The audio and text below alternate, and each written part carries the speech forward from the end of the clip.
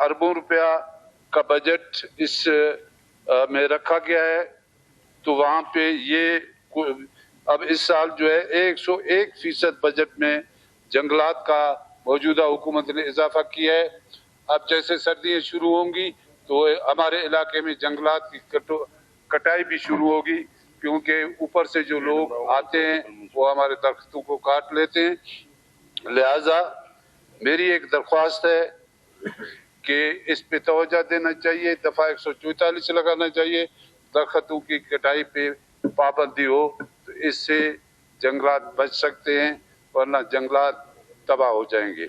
यहाँ सूबे के अंदर मुलाजिमतें फ़रोख्त हो रही हैं और बाकी माजी की हुकूमतें में हुई हैं, लेकिन वज़ीर आला साहब ने सख्ती से हिदायत की कि अगर मुझे कोई भी शिकायत हुई कि मुलाजिमतों के देने और लेने में कोई लेन देन हुई तो मैं ये एकदम उसको माफ़ नहीं करूँगा।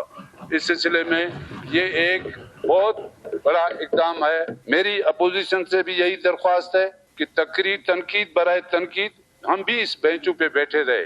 जहाँ हुकूमत के अच्छे इक़दाम हों उसकी तारीफ करनी चाहिए, जहाँ तनकीद की बात है बिल्कुल आपका जमहूरी हक है। हम जमहूरियत के लिए जद्दोजहद करते आए हैं, जमहूरी जद्दोजहद पे यकीन रखते हैं।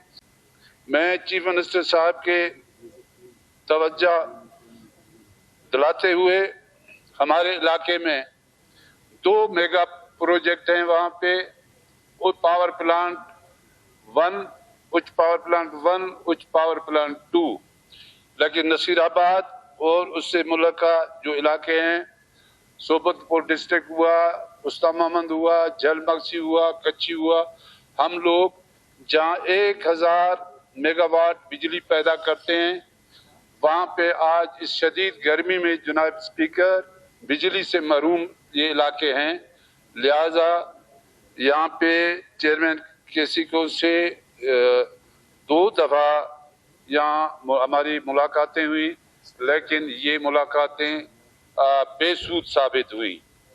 तो मैं वज़ीर आला साहब के ये नोटिस में लाते हुए ये रिक्वेस्ट करूँगा कि 2 पावर प्लांट एक शहर में हों और 1 किलोमीटर पे 1.5 लाख की आबादी रहती हो और मुल्क का अजला हों, वहाँ पे बिजली से महरूम हूँ, तो इससे नफ़रतों में इजाफा होगा, कोई मोहब्बत के फूल निछावर नहीं होंगे। तो लिहाजा इस पे सबसे ज़्यादा तवज्जो देनी चाहिए जनाब।